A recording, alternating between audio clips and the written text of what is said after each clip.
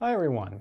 So Scott Clifton, aka Theoretical, can't swear in the opening of a video without getting demonetized, so Theoretical BS, recently came back to YouTube after a very long absence. You've been missed, Scott. And made a video about the modal ontological argument. I'm linking to it below. You should really check it out. It's really good. And if you don't know who Theoretical, I think it's been 30 seconds, bullshit is, then seriously go check out everything he's done. It is great. It's about basically arguments for God and how to refute them, and he does it so well. But here's the thing. His most recent video, while it's good, I think he expresses himself in a way that is overly complicated given the subject. I think he's addressing the modal ontological argument, which is, of course, generally considered the most sophisticated argument for the existence of God. And he is being overly technical, I guess. Probably a philosopher wouldn't say, well, a philosopher would look at it and go like, what, this isn't technical, this is dumbed down, any idiot could understand this. And yeah, but I think I can make it even simpler. So I decided I'm gonna take a stab at it. So here we go. Here's the argument. Let's start with a couple of definitions. Definition 1. A maximally excellent being is one which is omnipotent, omniscient, and wholly good. Definition 2. A maximally great being is a maximally excellent being which exists in all possible worlds. That is, it exists necessarily.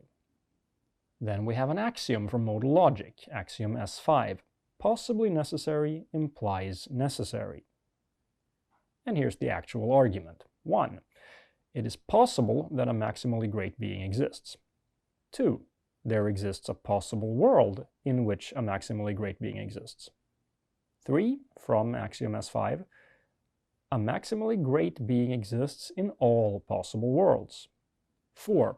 A maximally great being exists in our world. 5. A maximally great being, aka God, exists. Okay, so what's wrong with this argument? Let's begin by looking at the first definition, the definition of a maximally excellent being.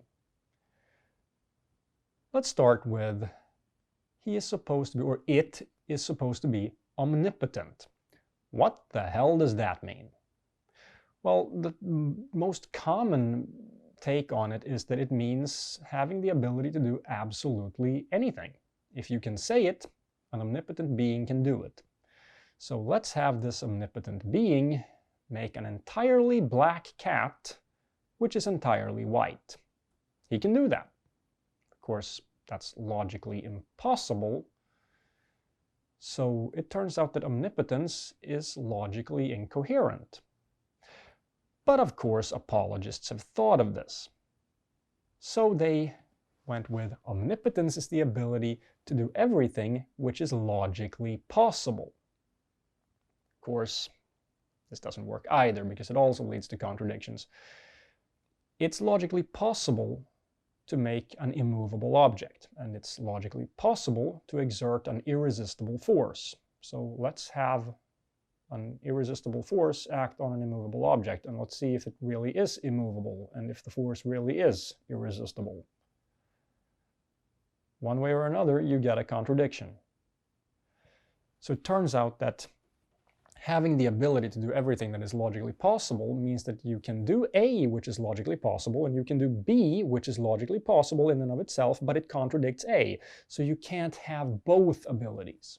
That is not logically possible. So this actually makes it even worse, because you get a contradiction even if you include things that are not self-contradictory. And then you get the problem, does the ability to do everything that is logically possible fit into the list of things that are logically possible? And that leads to Russell's paradox. you get a contradiction no matter how you do it. Apologists thought of this and went with, okay, fine, omnipotence is just having the ability to do everything that is consistent with one's essential nature. So essentially they want to say, God can do everything that God can do. And a rock can do everything a rock can do, so it's also omnipotent. Oops. I mean, a rock can lie there and be a rock, and that's all it can do that is consistent with its nature, but it can do that, so a rock is omnipotent. What this means is that omnipotence doesn't belong in the definition, because it belongs in every definition. It adds no information. So remove that, and we're left with a maximally excellent being is omniscient and wholly good. So let's look at omniscient. What happens if God plays chess against himself? He knows the next move. So he's going to make a move that negates the next move. And then he's going to go to the other side of the table, and he's not going to make that move he knew he was going to make. So it turns out he didn't know what the next move was going to be. Ah, but that's cheating, says the apologist, because he knew that if he makes that move, then, yeah, but he didn't know what the next move would be. He knew what it would be if, blah, blah, blah. Oh, yeah, but see, you're missing the point. Omniscience is not knowing everything. It's knowing everything that is knowable. Oh, okay, well, what is knowable? How do we determine what is knowable? Turns out that omniscience simply means knows a lot. And that's so vaguely defined that it doesn't actually add any information. So let's remove that. A maximally excellent being simply, well, it's one that has the ability to do what it has the ability to do. It knows all that it knows, and it's wholly good. Okay, what does wholly good mean? Well, apologists love to point out that good means consistent with God's nature. Oh, so it's consistent with its own nature. So it can do what it can do, it knows what it knows, and it has the moral views that it has. Congratulations, a maximally excellent being is completely undefined. So I can grant the entire argument, conclude that God, the maximally great being, maximally great being, not excellent, maximally great being exists, and I would still be an atheist because we have not proven the existence of a magical, anthropomorphic, immortal, intelligent, personal being which is in supernatural control of at least some aspect of nature. You know, a God. We've simply redefined God to mean absolutely nothing. So everything I say from this point onward is unnecessary. Just grant the argument, because it's not an argument for the Father of Jesus, which is what they're trying to argue for.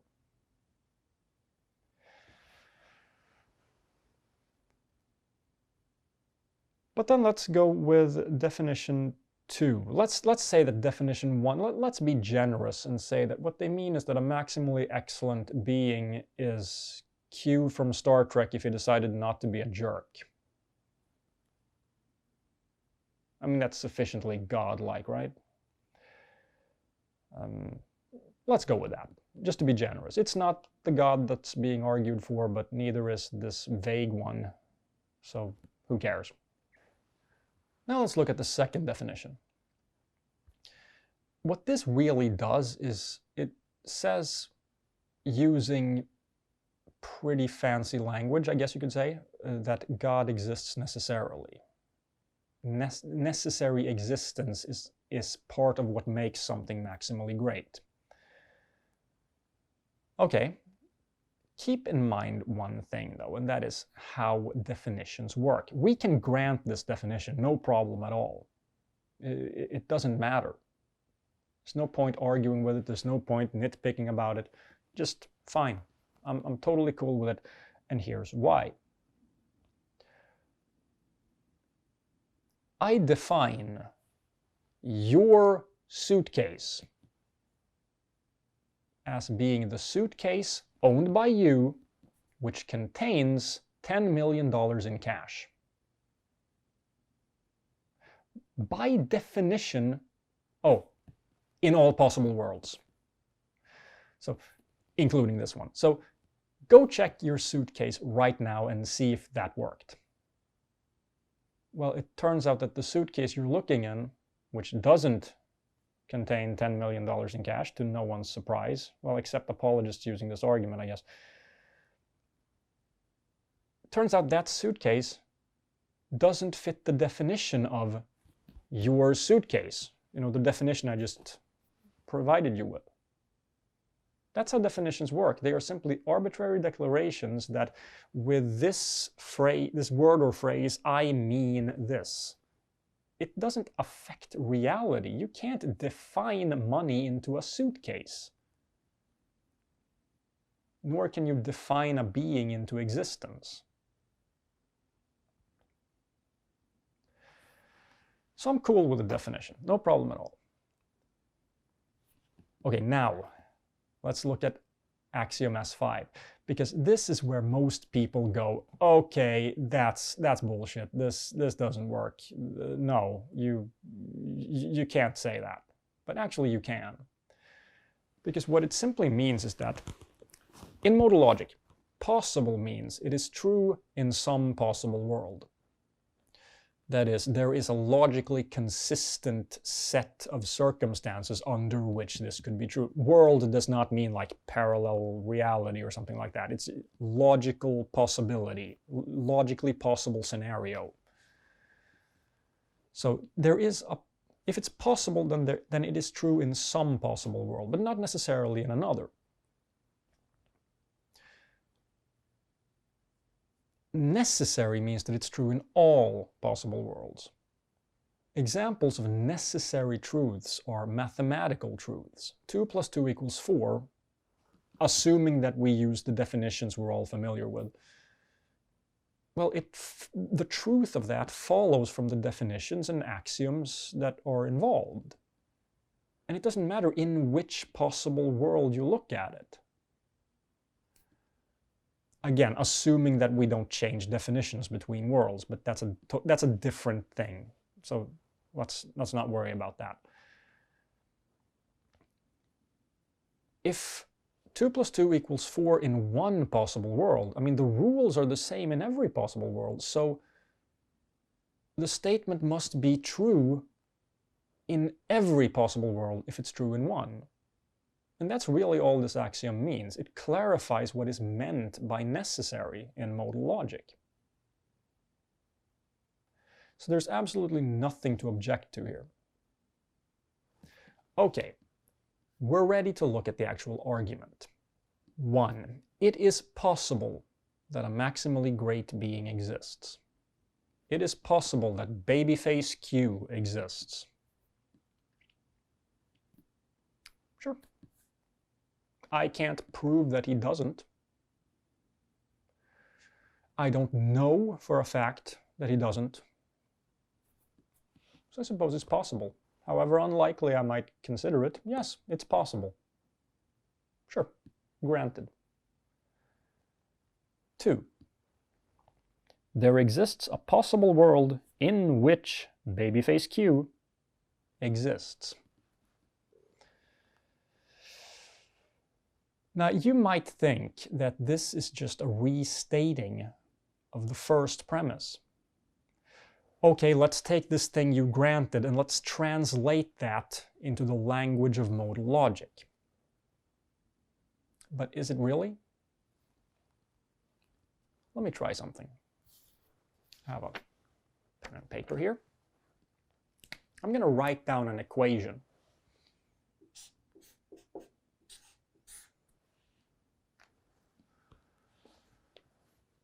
Is it possible that the equation I wrote, not some other equation, this exact equation that I wrote on this piece of paper, has the solution x equals 3. Now obviously you're going to think that it's a trick, of course not, but maybe I'm setting up a joke or something. Like I'm going to show you that yes, it really does have that solution, but I'm messing with you. So is it possible that the solution is x equals 3? Yeah, it is. It's possible, right? I mean, you can't prove that it isn't, can you? So I guess you're going to have to grant that premise. But you know what that means? I think we already established that mathematical truths are necessary truths. There exists a possible world in which the solution to this equation is x equals 3, and mathematical truths are necessary. So that means, according to the logic used in this argument, x equals 3 is the solution to this equation in all possible worlds, including this one. And yet, I think even the not so mathematically gifted among you can tell that x equals 3 does not solve this equation. So what happened? What went wrong? It was premise 2. There is no possible world in which x equals 3 solves this equation. But it was possible that I wrote x equals 3 or something else that could be solved by x equals 3, right? We're talking about two different kinds of possibility. There's possible as in I don't know that it's impossible, and there's possible as in yes, there is a possible world where this is the case. There is no possible world in which the equation I wrote can be solved that way, but you didn't know that when I asked you the question. Given everything you knew, it was possible. It was epistemically possible. But it wasn't logically possible, but you had no way of knowing that. So in premise 1 and premise 2, possible means different things. And this whole argument is grounded in an equivocation fallacy. You don't get to switch what you mean from one premise to the next when you're using the same term. You can't do that. This is just an attempt to obfuscate the cheat by using fancy language. Hey, let's restate this into modal logic. Well, most people don't know anything about modal logic, so they won't catch that you're introducing something new in the translation, something you haven't agreed to. It's an equivocation fallacy, and it turns out that the most sophisticated argument for the existence of God is nothing more than a word game. See ya.